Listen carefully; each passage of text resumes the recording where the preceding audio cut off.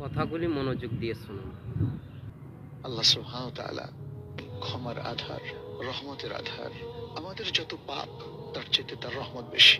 আমাদের যত ভুল, আমাদের যত ত্রুটি, আমাদের যত বিচ্যুতি, তার ক্ষমার জগৎ তার চেয়ে অনেক বড়। অতএব হতাশ হবেন না, লা তাহজান, হতাশ হবেন না। হতাশা এটা ইসলামের সাথে যায় না, ঈমানের সাথে যায় না। সেই জন্য আল্লাহ সুবহানাহু ওয়া তাআলা বলছেন, লা তাকনাতু মির রাহমাতিল্লাহ, তোমরা আল্লাহর রহমত থেকে নিরাশ হইও না।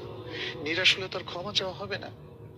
এবং সূরা ইউসুফের মধ্যে আল্লাহ সুবহানাহু ওয়া তাআলা বলছেন, ইন্নাহু লা ইয়াইআসু মির রাউহিল্লাহি ইল্লাল কওমুল কাফিরুন, নিশ্চয় আল্লাহর রহমত থেকে নিরাশ হয় সেই জাতির লোকেরা যারা অস্বীকারী, কাফের, যারা আল্লাহর কোন নিয়ামতকে স্বীকার করে না। সেই সব লোকেরাই শুধু নিরাশ হতে পারে। ঈমান কখনো মুমিনদেরকে নিরাশ হতে দেয় না। যদি